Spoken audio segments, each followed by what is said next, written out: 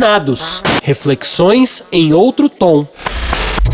Seres Planetários, está no ar o podcast Desafinados, reflexões em outro tom. Conversas semanais sobre alternativas para um mundo em transformação. Nessa missão estão comigo Márcia Fraguas. Olá. E Ivan Silva. Oi. Eu sou Nancy Silva e hoje temos a segunda parte do episódio Contando Outra História. Diante de todas as ausências e faltas que perpassam a vida de mulheres negras, é comum vermos colocado antes de qualquer predicado a força. A força existe, diz o poeta, que ela nunca seca. Mas de onde vem a força, muitos outros sentimentos existem, como em qualquer ser humano. Cuidar deles, cuidar de si mesma e não só dos outros, como fazer? Na segunda parte da nossa conversa, Larisse Bume, Dai Rodrigues e Marta Carvalho falaram sobre seus espaços de autocuidado, relacionamentos, jornadas de autoconhecimento e nos ajudam a refletir sobre cada um de nós em todas elas. Direitos humanos, educação, saúde, a nossa própria constituinte, que assim, coitada, se o meu popô não vai nunca mais colar na bunda depois desse ano, imagino da Constituição Nacional, né, depois das eleições de 2018. Mas todos esses direitos, eles são conquistas, ninguém deu. Ninguém foi lá e falou assim, olha, a gente cansou de te escravizar, agora que a gente tem armas que podem explodir o planeta Terra inteiro e acabar com tudo, inclusive com nós mesmos, a gente realmente não quer mais. A gente acha que esses direitos humanos aí precisam ser respeitados. E nem assim todos os humanos, né? E nem assim é possível realmente encontrar esse lugar de igualdade, né? Eu estava ontem, precisei sair de casa e passando ali na Rua da Consolação, e eu achei simbólico por ser na Rua da Consolação, tinha uma pichação maravilhosa que é igualdade. Parecia ser óbvio.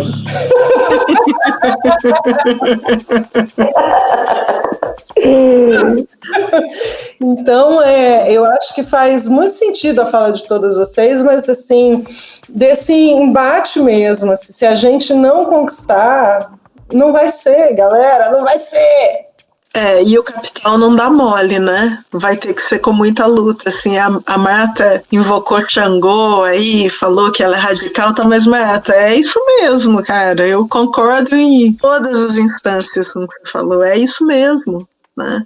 Agora, eu queria perguntar uma coisa para vocês três falaram de ancestralidade, falaram do papel da religião, também nesse fortalecimento, e a pergunta que eu tenho para vocês é sobre autocuidado, que entre os espaços de discussão de mulheres e mulheres negras, muito se fala da importância desse autocuidado. E eu sei que vocês entendem que isso é muito mais do que tratamento estético, né? Então eu queria que vocês dissessem pra gente em que espaços vocês tratam disso, né? E eu acho que a questão da religião e do trato com a ancestralidade apareceu na fala de vocês três, né? Mas eu queria ouvir vocês falando desses espaços.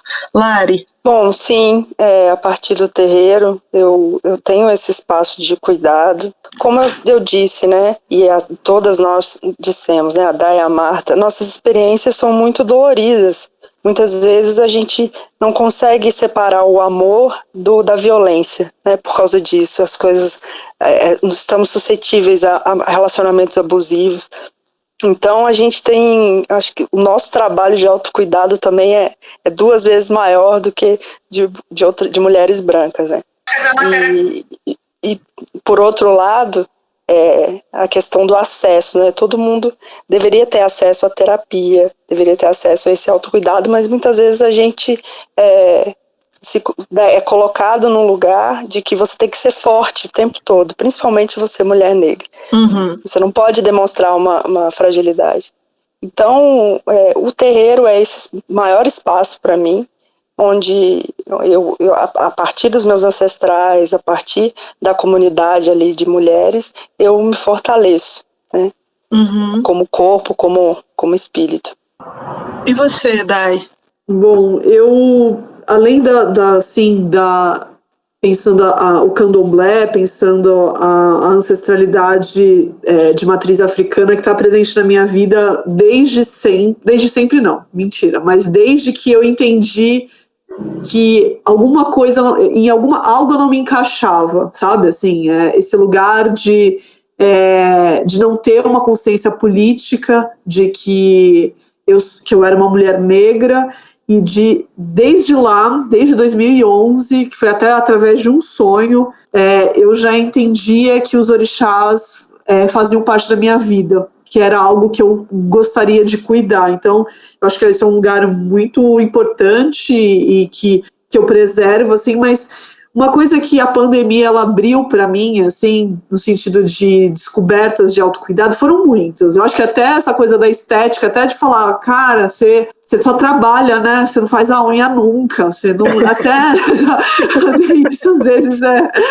Mas tem uma coisa que eu passei a fazer, assim, que é respeitar o meu tempo. Eu acho que eu cheguei nesse momento de que, se eu não compreender, eu acho que pra gente que está diante da falta de representatividade, da falta de recursos financeiros, da falta de falar o inglês fluente, da falta de ser vista como intelectual, as faltas são inúmeras, né?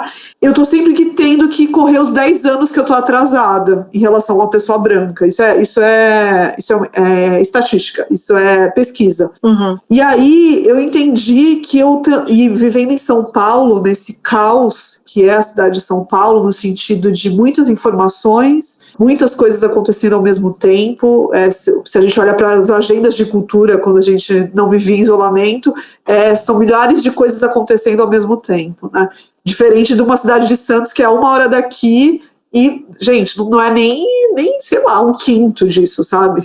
É ridículo perto do que São Paulo produz. E eu entendi que respeitar o meu tempo, inclusive, vai colocar esses limites para que as pessoas, para que os racistas não achem que eu estou disponível, para que as pessoas não achem que eu tenho que responder menos de 24 horas um e-mail, ou senão eu não sou profissional o suficiente, que eu preciso responder o WhatsApp a qualquer custo, porque senão eu vou perder aquele momento, daquela entrevista, daquela live, não, sabe assim?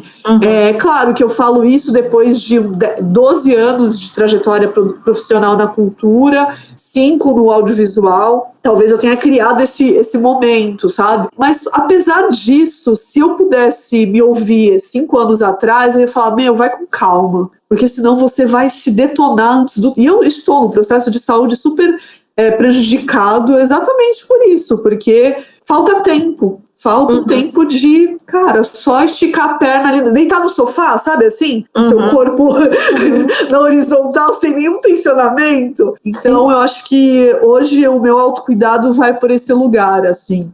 Eu respeito o meu tempo. Isso é muito importante o que você está dizendo, né? Como a Lari falou da coisa dessa obrigação de ser forte e dessa disponibilidade infinita para o trabalho, né? Mais uma vez... né? Que exige isso da gente. A gente tem que estar aí pronto para o que der e vier, né? E você, Marta? Como é que é isso aí para você? Onde é que é esse espaço de autocuidado? Menina, eu passei 70% da minha vida sem cuidar de mim, né? 70% da minha vida eu tive que passar por cima de todas as minhas necessidades de saúde física, mental, emocional, para poder estar dentro de um mercado, me impondo dentro de um mercado. Eu sou uma pessoa muito forte, eu acho que meu orixá, ele é meu para poder me trazer essa saúde mesmo, porque eu praticamente não adoeço. Mas a gente teve que passar por cima de nossas dores, das nossas próprias necessidades individuais para poder se manter dentro, um pouquinho mais acima dessa pirâmide, né? Tem 10 anos que eu recebi o chamado mesmo da espiritualidade e é isso, para gente preta de periferia, O orixá é acolhimento, sabe? E foi óbvio, pelas dores, porque eu vivia com muita gente branca e meus amigos, mas não dá para não reconhecer hoje, depois de passar do tempo e da terapia e do desenvolvimento espiritual, eu entender o quanto isso pesou no meu crescimento e na minha transformação, sabe? Enquanto mulher. E eu resolvi assumir, porque eu já tentei ser budista, eu já tentei ser espírita de Allan Kardec, porque eu sabia que a responsabilidade que eu ia ter, a partir do momento que eu pisasse num terreiro e falasse, aqui é minha terra, entender as hierarquias, porque eu era uma mulher que era um trator, mano. Era um trator, eu não permitia me relacionar, receber um amor que não estivesse de acordo, relações cagadíssimas, porque eu não aceitava me deparar com determinados abusos, sejam eles de amizade, de relacionamento profissional ou de relacionamento emocional. E quando eu fui efetivamente pro terreiro, eu tive que começar a ter crise de pânico. Então, eu ia pelo menos 3 vezes por semana, de madrugada, achando que estava morrendo, só conseguia dormir com a diazepam na veia. E isso foi muito louco, porque aí eu cheguei uma hora e eu falei, não, tô indo. Liguei para uma amiga minha, Jaqueline, me dá o telefone da sua mãe de santo. Ali já foi pro jogo de búzios e já fiquei, isso fazem 10 anos. E também num processo de assumir o caminho da espiritualidade que minha mãe não seguiu. E estava bem na fase também de que minha mãe já estava num processo de despedida. E foi muito difícil para mim também poder me reconhecer dentro de um terreiro, né? Eu, uma mulher urbana, no meio do caos, do poder do Distrito Federal de Brasília, da política, da cultura, de movimento, e é muita pilha para poder bater cabeça. Amiga, Brasília, né? Tendo que lidar com aquelas tesourinhas, que eu entro naquelas tesourinhas ali, eu não consigo sair nunca mais. Não, mas a energia ali não é para principiante mesmo, né, Marta? Em Brasília. Não, e assim, porque eu sempre tive pessoas perto de mim que eram pessoas de luta. Assim, eu já me acorrentei na mesa do secretário de Fazenda para ele pagar a cachê que estava atrasado. Quando eu entrei para o terreiro, que eu não entendia porque tinha toda aquela hierarquia, porque eu era uma mulher já, sabe? Eu era respeitada. Por que eu tinha que passar por aquilo? Foi punk. Mas isso foi um lugar de volta, sabe? Foi um nascimento. Óbvio que a gente sempre está em construção, né? E até que eu decidi, assim, foi muito louco, porque em janeiro eu completo 7 anos, né? Da minha iniciação, e aí foi muito louco, porque trabalhar com cultura, aí você fala, caramba, eu preciso entrar em janeiro para fazer minha cabeça. Como é que você, que é autônoma, vai ficar 21 dias deitada, mais 3 meses reclusa dentro de casa, cheia de preceitos para cumprir, e como que você vai ter uma grana, porque é uma grana, aí, mano, o orixá me deu assim, ó, pá, na minha mão. O festival da Rede Globo, dos evangélicos. Como é que é o nome, mano? Justiça Poética, que chama esse festival. Não, e eu coordenando todos esses cantores Beyoncé do evangélico, assim, um festival de 6 milhões de reais, e eu virava pros pastores assim, ô pastor, tá ligado que esse dinheiro aqui é pra minha feitura da minha cabeça, né? Aí ele falava, é Deus, minha filha. Eu falei, é Deus. Não como ele chama, mas é Deus. E foi bem isso mesmo. Peguei essa grana que eu recebi, fiz minha cabeça, e eu vou te dizer, foi a melhor coisa que eu fiz na vida. Bom, aí há 2 anos eu mudei pra cá, e aí não tem jeito, gente. Não, só a espiritualidade não segura esse país, essa cidade, esse mundo. E tem isso, né, da gente vir de um histórico que se dá o direito de fazer terapia, se dá o direito de fazer yoga. Não, a gente só pode correr e pular corda, porque isso não tem dinheiro, não custa. Isso aí você faz sozinho. E aí, desde então, eu estou nesse processo bem bonito de volta a mim mesmo, e na verdade de volta a mim porque eu nem sabia quem eu era na real. Estou novamente renascendo. É bem emocionante, é dolorido pra caralho, mas é uma outra dor, sabe? É uma outra dor. E aí essa dor é porque a gente vai beliscando aquilo que a gente não quer, aquele músculozinho do sofrimento que a gente deixou todo esse processo de vida enrijecer e achar que aquilo era a gente, né? Às vezes eu fico triste, mas eu tô feliz. Eu acho que a pandemia me trouxe também esse momento, assim, ela me tirou minha casa, né? Porque minha casa agora é o meu trabalho. E isso é meio punk, assim, porque, tipo, quando é que eu vou me desligar disso? Qual o horário que minha casa é minha? Porque eu sinto até saudade de me apertar no trem, sabe? Porque eu sabia que quando eu saísse desse trem, já era. Mas também tá me trazendo uma proximidade bem legal com meu filho. O fato de morar longe do meu Ilê também tá me trazendo a descoberta que o Orixá mora em mim. Eu sou o meu próprio terreiro, eu sou o chão dele. Então são muitas coisas bem profundas. Hoje eu já chorei 3 vezes. E é me permitir também. Me permitir. E sentir que o choro nem sempre ele é um choro de dor, né? Às vezes ele é emocionante porque você está encarando aquilo tudo. Eu tenho estado nesse momento bem celebrativo. Então eu estou celebrando minha vida em todos os segundos que eu me sinto respirando. Mas, Marta, eu super fecho contigo, viu? É isso aí mesmo. Meninas, primeiro, assim, agradecer vocês dividirem a história de vocês, que é a história de tantas pessoas, inclusive a minha. Eu acho que, em alguma medida, de muitas mulheres, as negras principalmente, mas as mulheres que não fecharam os olhos, né, umas para as outras. Eu acho que também tem esse sentido, assim, que me vem muito fortemente.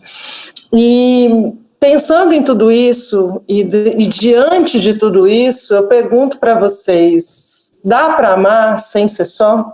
Nossa, que pergunta difícil.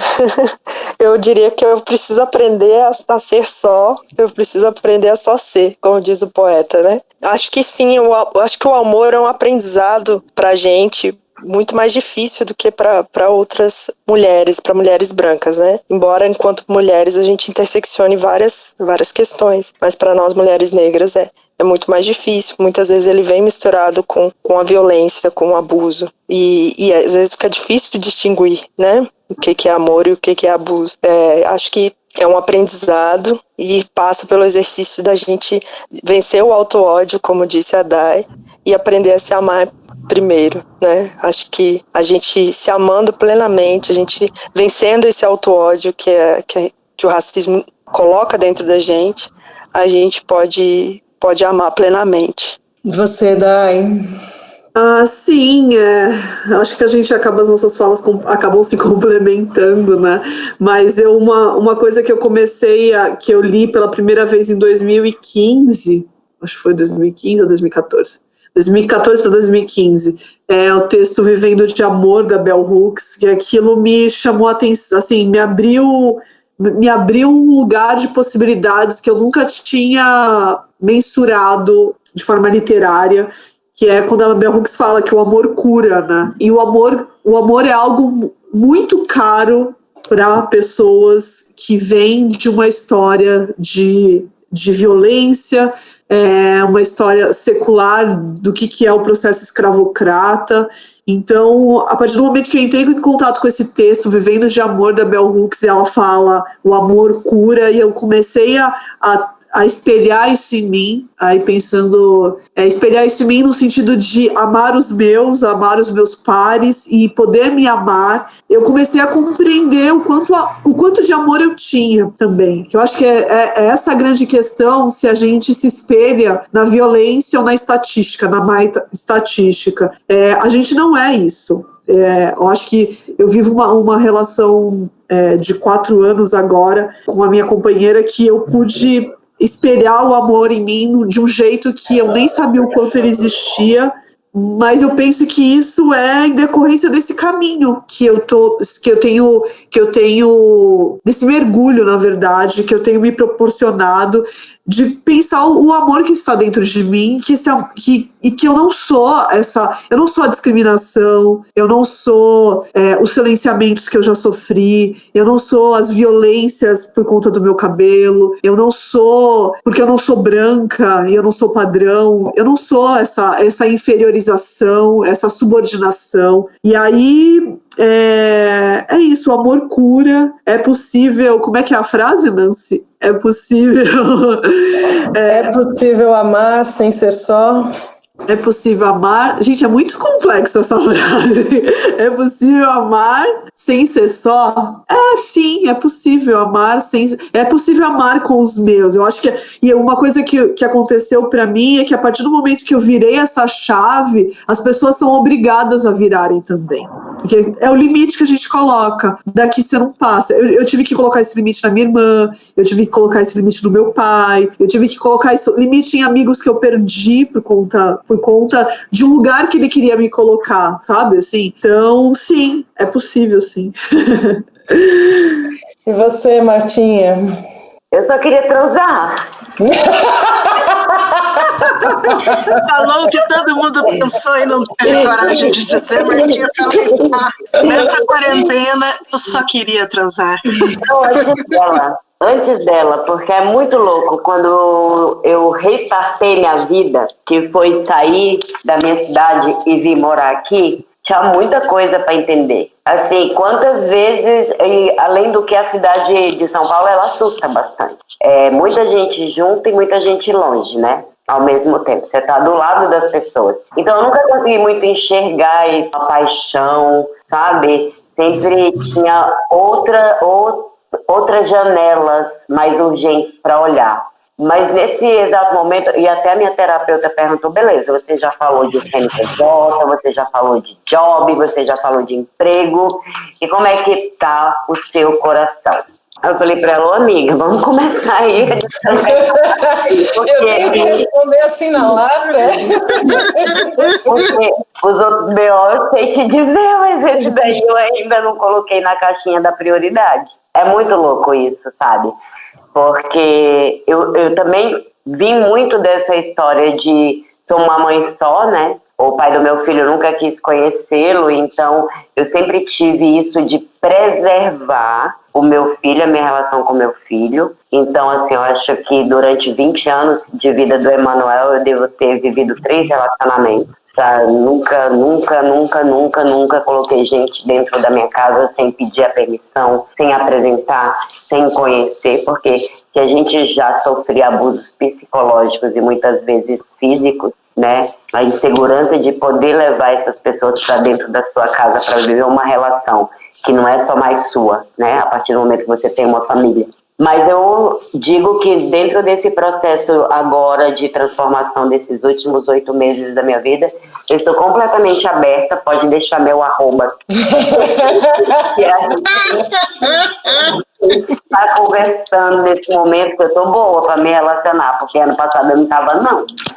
Mas é isso, eu estou muito bem comigo. Eu acho que seria legal dividir isso com alguém. E é muito triste, na verdade, e é uma coisa que quando eu entendi, foi muito difícil, e acho que vem dessa vivência, né, que o amor é um sentimento que mais parece com outras coisas que existem, né? Parece com abuso, parece com violência, parece com cuidado, parece com um monte de coisa. E como as nossas vivências, e aí a Larissa trouxe bem no começo dessa conversa, né, que o amor e a violência eles estão juntos desde o momento assim que você começa a detestar que você tem aquele cabelo, porque parece que assim, vão arrancar a sua cabeça fora para conseguir dar um jeito, né? Dar um jeito é bem difícil. Meninas, vocês têm considerações finais? A gente já pode ir para o derradeiro?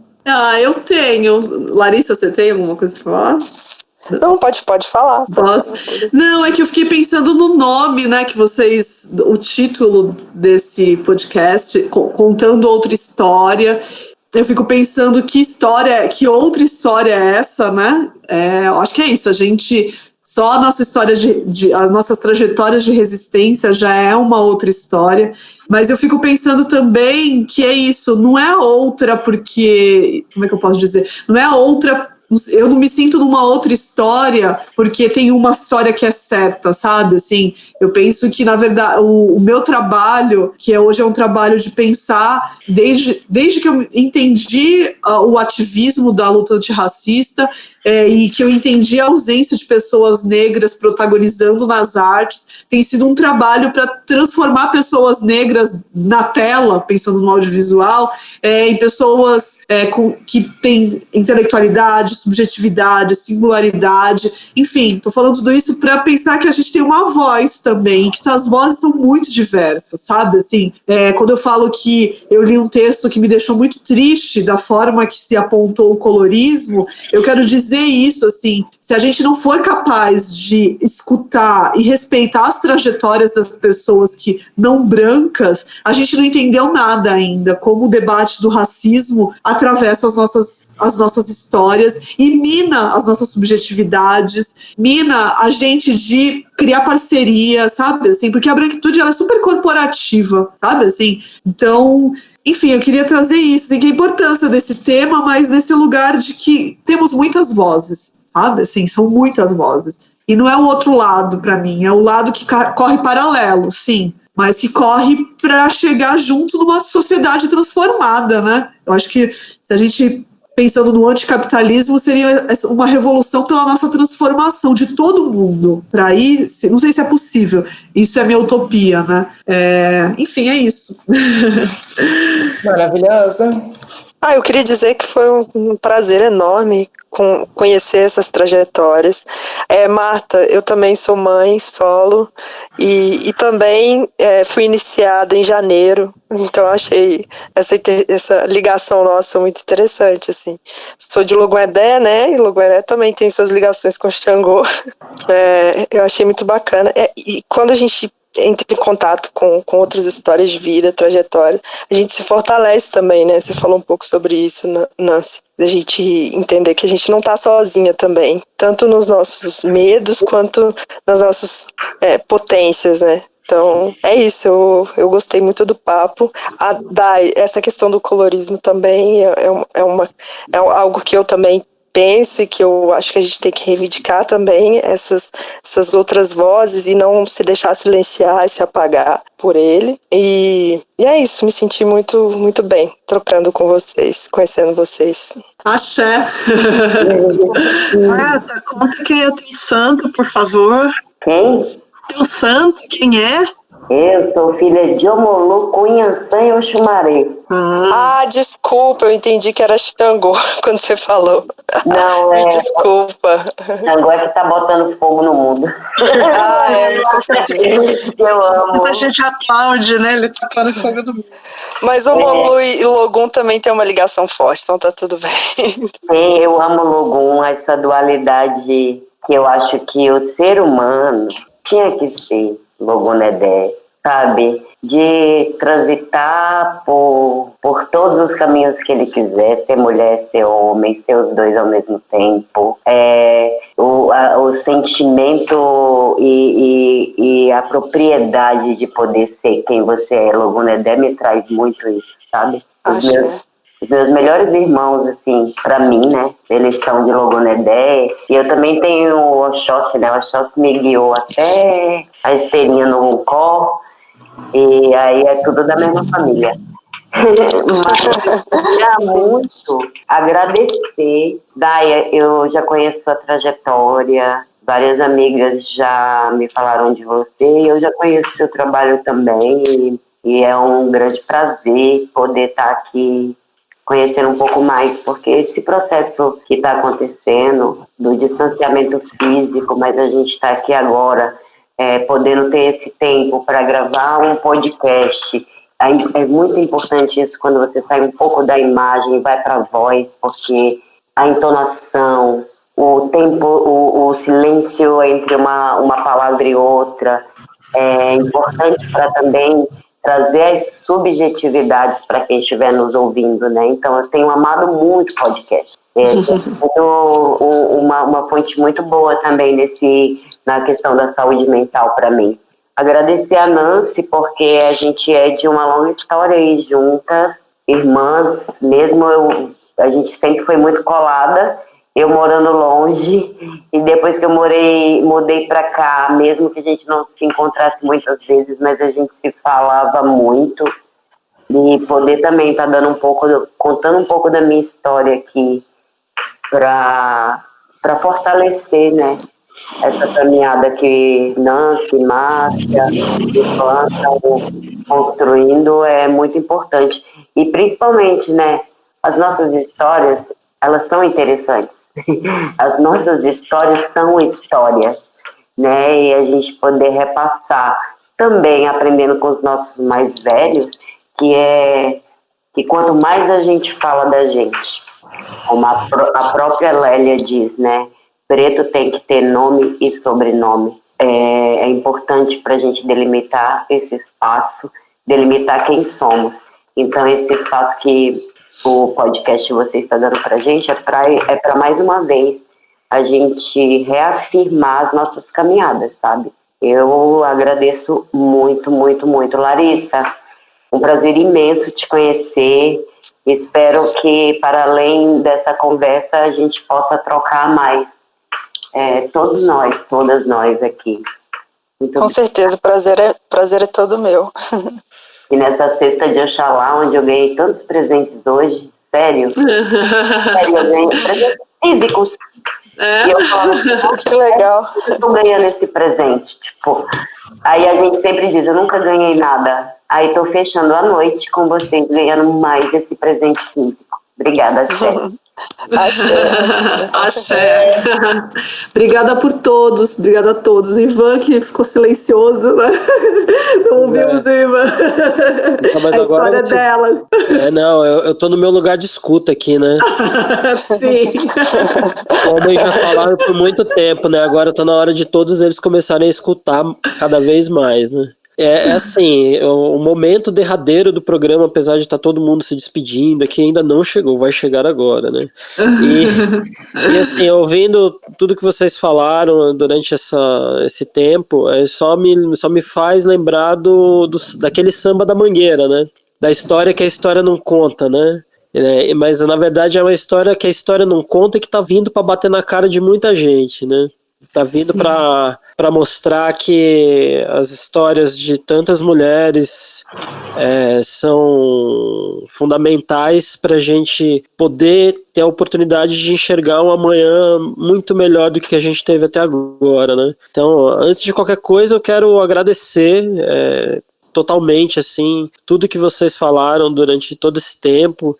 Eu até, nas reuniões de pauta, falei, eu não vou participar, cara, porque eu tenho que ficar o mais receptivo possível, mas na posição de, olha, eu tenho que ouvir, não tenho que falar, eu não tenho nada para dizer, eu tenho que ouvir para aprender com a história dessas 3 pessoas. E assim, para partir mesmo para os finalmente, né? Agora é aquele momento caótico, né? Que é assim. Alguns dias a gente estava brincando, né? Que existia um troço antes da pandemia que chamava semana, né? E hoje a gente não sabe mais. Agora, pode crer. Agora a gente vive nessa maluquice, né? De trabalhar 24/7 e Então, né, o WhatsApp não para, essas coisas não param. E eu queria perguntar para vocês três, queria que vocês dissessem o que mais tocou vocês nesse último intervalo de 7 dias aí. Agora, como foi, teve toda uma ordem bonitinha, eu vou tocar o terror aqui, eu vou inverter a ordem aqui. Então, Marta, o que foi mais importante para você nos últimos 7 dias? Para mim foi eu ter tido coragem de publicar meu texto na coluna do Latinidades na Mídia Ninja. Uhul!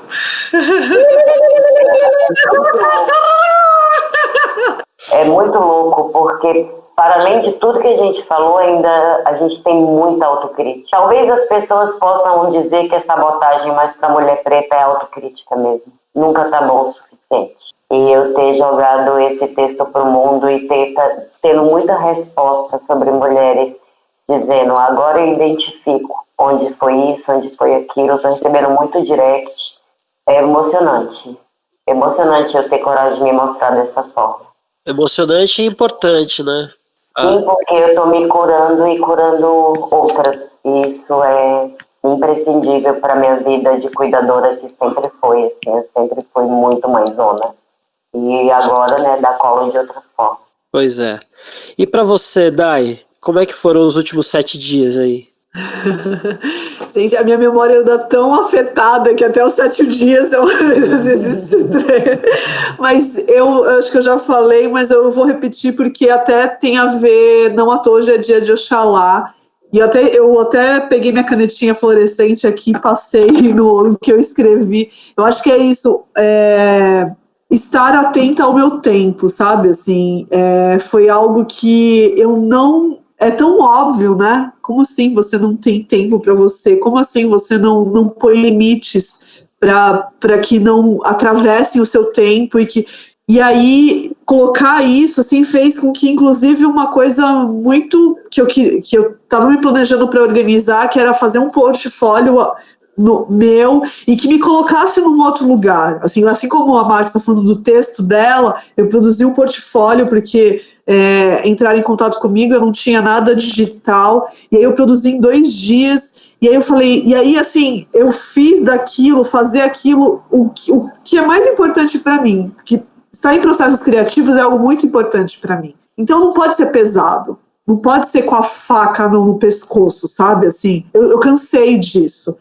sabe, assim, por isso que os temas do racismo, para mim, tem um limite agora, e eu topei, eu dei 3 entrevistas hoje, gente, essa é a terceira, assim, de participar de coisas, eu estou topando, não porque eu tenha tempo, e porque a vida tá de boa, mas é porque, assim, eu estudo isso há 10 anos, sabe, assim, as pessoas não podem passar a falar sobre esses debates da noite pro dia, de forma irresponsável. Então, se tem uma voz que precisa ecoar, é as nossas, da gente que está aqui, sabe? Eu penso nisso. E aí, pensar na importância do meu tempo está sendo assim como descobrir que existe poesia no mundo, sabe? Assim, porque é outra relação. E eu sou uma pessoa que passei a cuidar de plantas nos últimos 4 anos. E aí eu vou até chorar, mas assim, você já viu uma planta crescendo? Eu não tenho filhos, né? Então para mim é a planta. Você já viu uma planta crescendo? Gente, a planta não é? Sabe assim, é a natureza, olhar para o céu rosado no final da tarde, é poder, cara, eu não tenho mar, mas poder caminhar, eu amo caminhar, eu deixei de fazer isso nessa cidade, assim, é lembrar das coisas que são importantes para mim, e eu acho que a pandemia, ela vem para dizer pra gente que a gente tem que viver com o essencial, sabe, assim, várias tribos, vários grupos já têm feito movimentos para isso, só que a pandemia, ela deixa escancarado, sabe, é essencial. Eu estava conversando essa semana com um grande amigo meu também, que é filho de santo, e a gente falou que louco, né? O mundo sempre diz assim, eu estou vivendo um dia de cada vez. Mas o tempo pra gente, dentro da espiritualidade, um dia pode ser 10, pode ser 6 meses. O tempo do orixá, o tempo que é esse tempo que é o nosso guia de verdade, ele tem outra contagem. Axé, isso mesmo, Marta. E para você, Larissa? Eu acho que um pouco das duas, assim. Um pouco de... Bom, hoje eu tô doente, tô com crise de sinusite, mas eu tô conseguindo produzir. Então, apesar das dores da pandemia, de tudo que está acontecendo, conseguir produzir tem sido importante nos últimos 7 dias. Acho que foi dentro dos 7 dias, porque eu também estou meio sem noção do tempo. Eu escrevi um texto sobre a questão dos monumentos, né? Que é isso que você falou da Mangueira, a história que a história não conta. E como historiadora dentro da academia, além de toda a pressão que a Marta falou, da autocrítica, de tudo, a gente sempre acha que está num lugar muito, muito delicado, que a qualquer momento você pode perder esse lugar. Tá ali debatendo, indo de frente com outros professores, com professores doutores de história, tal. Eu entrei depois numa crise, assim, muito forte. Falei, gente, o que eu tô fazendo, cara? Eu tô batendo de frente com grandes historiadores, talvez até misturando um pouco minha militância com a questão da história. Mas depois eu tive o retorno de pessoas de quanto aquele texto tinha sido importante para repensarem essa questão dos monumentos, né, das estátuas que homenageiam genocidas, escravistas. E me deu essa tranquilizada, sabe? De, opa, peraí, eu tô produzindo e tô conseguindo dialogar e transformar de alguma forma uma maneira de pensar, né? Então, foi isso, assim, que aconteceu, que foi mais marcante para mim nos últimos dias. Foi conseguir colocar esse texto no mundo, apesar de toda essa autocrítica pesada que a gente tem, desse medo que a gente tem, que eu tenho, né, no caso, e ter essa resposta positiva, sabe? E acho que foi isso. E eu queria dizer que eu admiro muito o trabalho da Dai, que eu quero conhecer a Marta mais de perto. e axé para nós. Obrigada. Bom, o programa tá aí para isso, para vocês. Agora a bola é com vocês. Agora acabou a desculpa, as três, por favor de se contarem mais. E se isso acontecer, a gente fica muito contente de ter participado desse momento aí de cristalização desse afeto, né? E para você, Nancy, os últimos 7 dias? Eu não tenho, o que me tocou não foi tão bonito quanto das convidadas, não. Eu fiquei muito tocada realmente por achar que a gente está num momento de tantas convicções que agora alguém tem que fazer um PPT, né, minha gente? Porque, assim, o Queiroz na casa do advogado, do filho do presidente, que era vizinho do cara que está preso porque ninguém sabe quem mandou. Eu estou cheia de convicção, só me falta um PPT agora. Vai estar faltando um diretor para esse roteiro aí, Dai, porque Dai.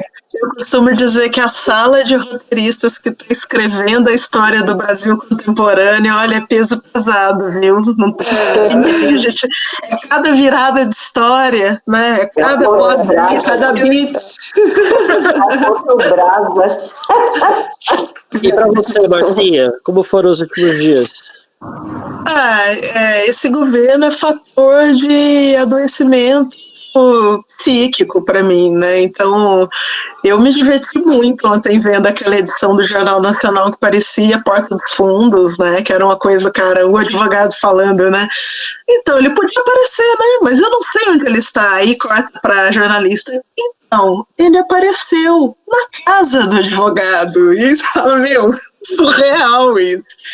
Mas acho assim, essa coisa da prisão lá do Laranja, né, do Queiroz, e a coisa do Weintraub ter saído também, não sei, dá um respiro, né? Não que eu queira ser muito poliana, assim, mas eu achei que deu para dar uma respirada, assim, no dia de ontem, acho que foi isso. Ontem foi meio um dia da vitória pessoal da gente, né, que espera que alguma coisa dê mais errado para esse cara, né? Sim. O que passou para mim, várias coisas aconteceram e tal, foram interessantes, mas ontem o abraço do excrementíssimo presidente, o ex-ministro da Educação, Abraham Weintraub, foi a coisa mais, a linguagem corporal daquele abraço é a coisa mais A coisa da semana, aquele abraço com os braços pra baixo, depois o cara ter pedido dar um abraço nele, e assim, foi sensacional, porque não pensem que ele caiu porque ele era incompetente, ou porque ele brigou com o Supremo, ou porque ele foi na manifestação. Ele caiu porque ele estava começando a ser mais queridinho que o presidente dentro do universo terraplanista, né? Mas não vamos nos iludir, né? Vai entrar um outro terraplanista lá a qualquer momento, né? Bom, e agora para terminar mesmo, assim, de verdade, momento daquela dica imperdível que cada um de nós seis vai dar para quem está ouvindo, para poder acompanhar nos próximos dias, noites, madrugadas e o horário que for, a hora que for. É a famosa dica que cada um vai deixar para quem está ouvindo a gente. Então eu vou escolher aqui aleatoriamente quem vai falar primeiro, vai ser a Márcia. Eu queria indicar um livro que foi uma mana lá da história, muito querida, que é minha mana mesmo de vida, que é a Milena Natividade, que a Larissa conhece, que nós somos contemporâneas lá.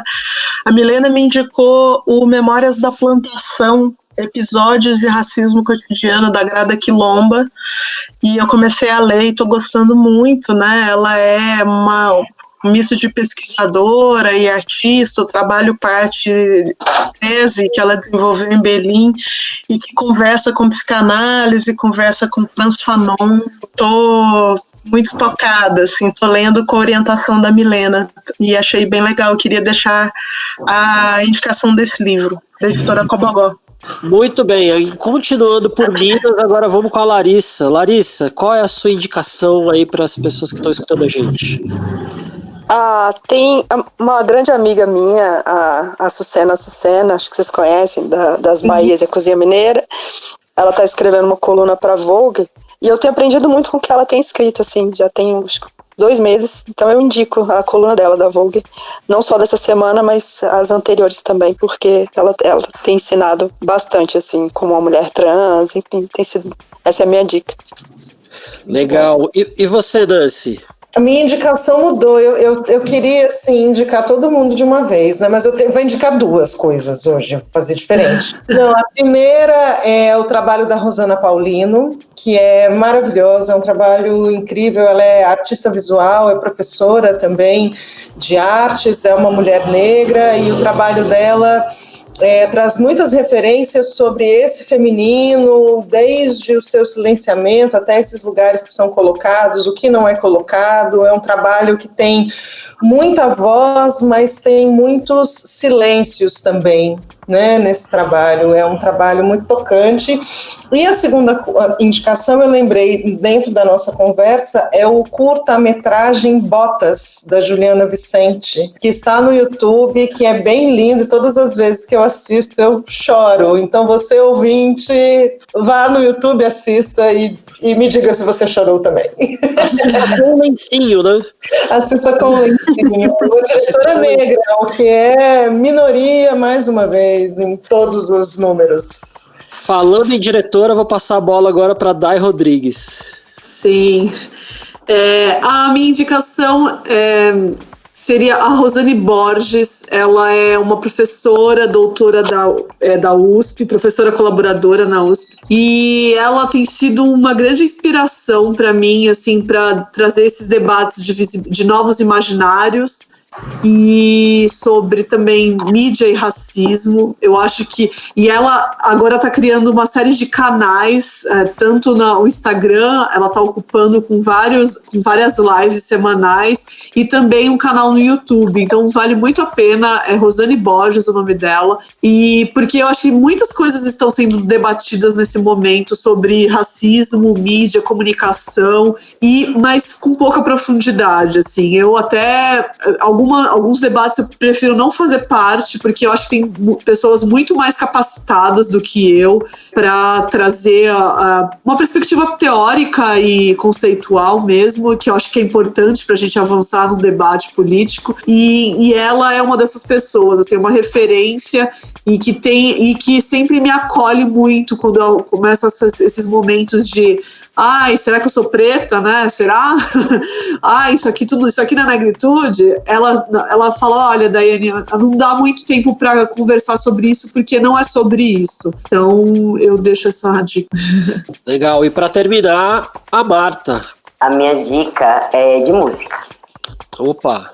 Foi lançado o EP da Jupe do Bairro, O Corpo Sem Juízo, e são 7 músicas e eu consumo pelo menos por dia essas 7 músicas, umas 4 horas. Essa mulheridade que ela traz pra gente tem me ensinado muito, muito. E eu também tive o prazer de assistir Bicha Travesti no Canal Brasil.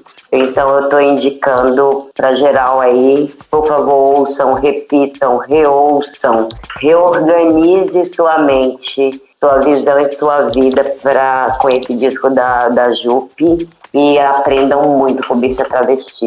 Essa é a minha dica.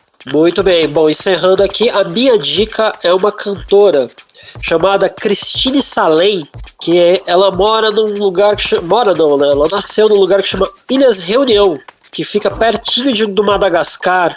Ela é uma cantora e percussionista. Ela é simplesmente a cantora negra mais impressionante e fantástica do universo pra mim hoje. Não tem ninguém que pra mim, que tem a potência que ela tem. Não tô falando de técnica, não tô falando de nada disso. Tô falando de você olhar e você ficar passado, assim. Bom, e é isso. Terminamos. Muito obrigado a todas. Aê, obrigada. Gente, obrigada por terem aceitado o convite, virem conversar com a gente. O prazer foi tudo nosso. Muito legal. Obrigada de coração. Obrigada, Que Nancy. bom. Obrigada, Marquinha. Obrigada, Lari. Obrigada a todo mundo. Um beijo para todas. Ivan, obrigada também. O podcast Desafinados é um programa independente feito em parceria com o Mundo Pensante e a Rádio 9 Minutos. E o link de contato dos nossos convidados está no texto de apresentação de cada episódio. Dúvidas, sugestões, ideias, entre em contato com a gente nas nossas redes sociais. @Desafinadospod no Instagram e no Twitter e no YouTube Desafinados Podcast.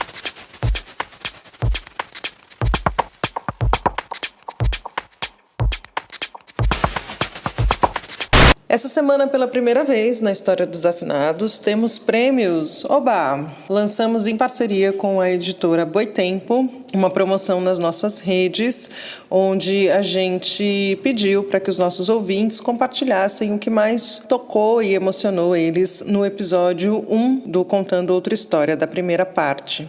Então eu vou ler agora a resposta ganhadora desse livro maravilhoso, a autobiografia da Angela Davis. O episódio, no geral, me emocionou demais. Desde o começo, com as estatísticas chocantes e a visão que os dados trazem de entender o meu lugar de muito privilégio sendo mulher branca. É um processo dolorido e necessário. E a fala da Dai sobre assuntos e relacionamentos abusivos com homens brancos me emocionou muito. Acho que, em determinado ponto, nós mulheres, nesse país machista, é impossível não termos passado por situações de abuso em algum momento da vida. É onde nossas histórias se encontram, mas de fato a fala dela dimensiona a gravidade da mesma questão com mulheres negras. Mexeu demais comigo essa fala, muito didático e emocionante esse episódio. Esse depoimento é da Sil Ramalhete, que escreveu pra gente pelo Instagram. E ficamos felizes em saber que a autobiografia da Angela Davis vai para o Espírito Santo. Obrigada, Sil.